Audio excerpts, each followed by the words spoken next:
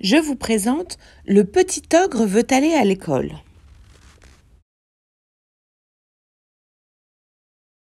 Il était une fois un petit ogre qui ne mangeait jamais d'enfants. Pourtant, ses parents en mangeaient. Quand ils avaient fini d'en dévorer quelques-uns, ils ne pensaient en digérant qu'à ceux qu'ils mangeraient le lendemain. Ah, ça n'était pas drôle pour le petit ogre. Ses parents ne jouaient jamais avec lui. Ils n'avaient jamais d'histoire à lui raconter. Chez lui, ça ne sentait jamais la tarte aux pommes, ni le riz au lait, ni le clafoutis. Ça sentait la chair fraîche et l'ennui. Le petit ogre s'ennuyait tellement que, souvent, il s'enfermait dans sa chambre pour crier, gémir et taper des pieds. Alors, sans arrêter de manger, ses parents se mettaient à hurler. « Arrête de faire du bruit! Tu vas nous couper l'appétit !»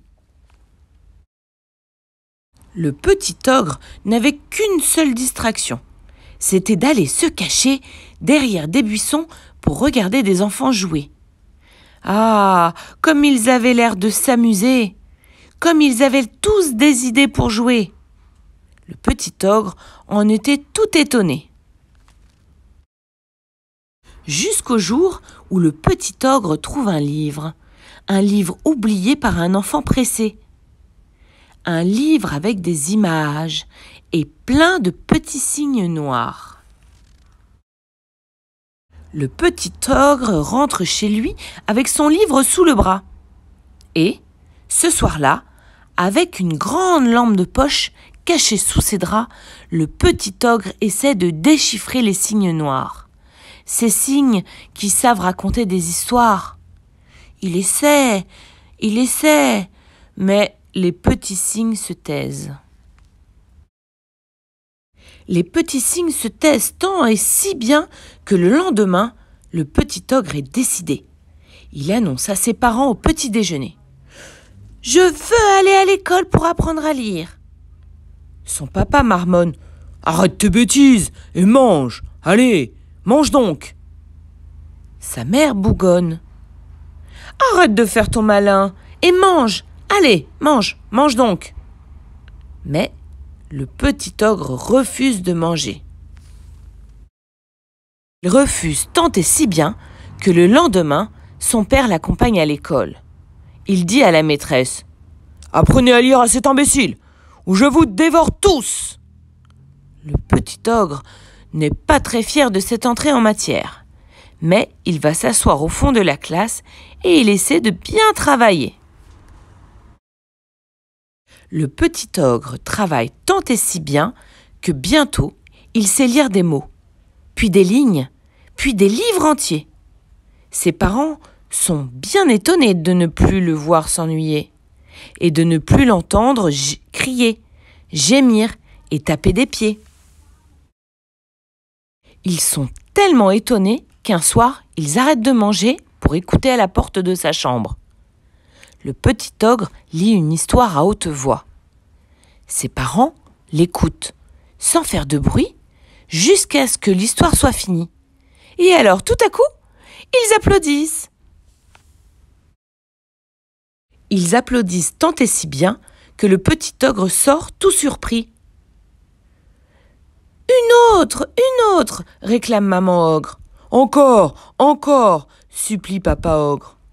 Alors, le petit ogre lit une deuxième, puis une troisième histoire.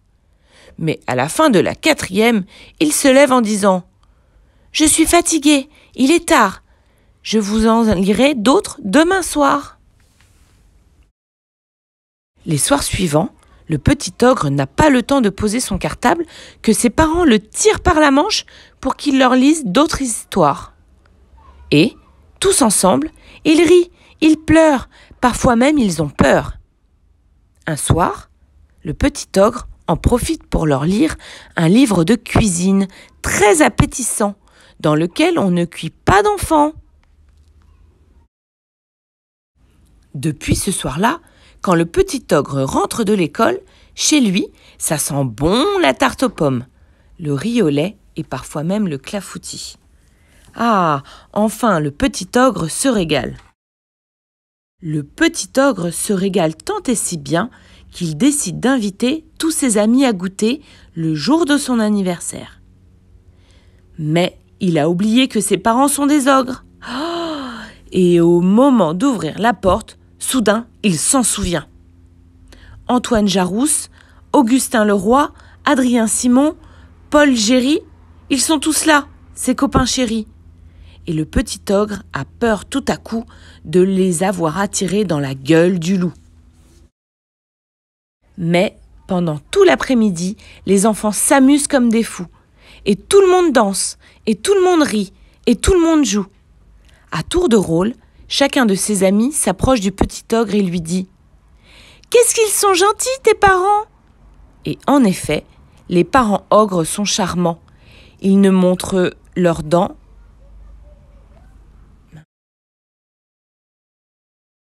Ce soir-là, quand tout le monde est parti, les parents du petit ogre lui disent « Ils sont trop mignons, ces petits.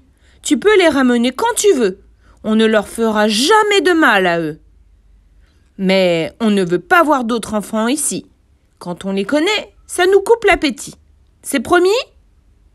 Le petit ogre fait semblant de promettre, mais il se jure bien dans sa tête d'inviter tous les enfants de la terre à tour de rôle à ses anniversaires.